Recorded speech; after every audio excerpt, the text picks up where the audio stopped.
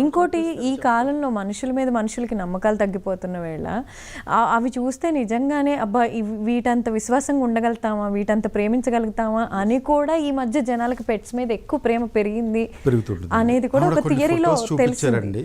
ఏంటి అని అంటే ఉట్టి పుణ్యానికి, అంటే అదేదో అరుస్తుందనో ఇది చేస్తుందనో ఇంత పెద్ద కర్రతోటి దాన్ని కొట్టి దాని కాలు విరగ్గొట్టి, అంటే కుక్క పిల్లలు వాటి అవి కూడా వాటిని ట్రీట్మెంట్ ఎంత అవుతుందండి.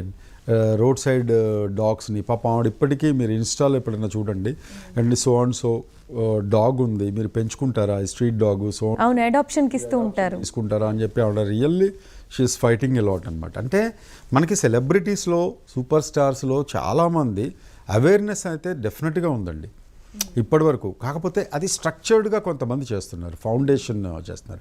ఇప్పుడు ప్రభాస్ గారు కూడా ఒక ఫౌండేషన్ స్టార్ట్ చేశారు. అంటే ఎప్పుడు స్టార్ట్ అవుతుంది ఏంటి అనేది ఇంకా పూర్తి స్థాయిలో వివరాలు, ఉప్పలపాటి ఫౌండేషన్ అనుకుంటా ఫౌండేషన్ పేరు, అది ఎప్పటికవుతుంది ఏంటి అనేది మనకి ఇంకా వివరాలు పూర్తిగా తెలియాల్సి ఉంది. మనకి మేజర్గా తెలిసిందైతే బాలకృష్ణ గారి గురించి అండ్ చిరంజీవి గారు, మహేష్ బాబు గారు, అలాగే ఇప్పుడు సూర్య గారు.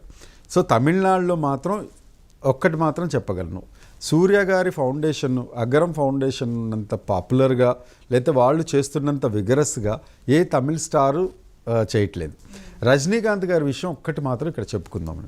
రజనీకాంత్ గారు గుప్తదానాలు అంటారు కదా, అవి చేస్తారు. నాకు తెలిసి ఆయనకి ఫౌండేషన్ లాంటిది ఏది లేదనుకుంటా.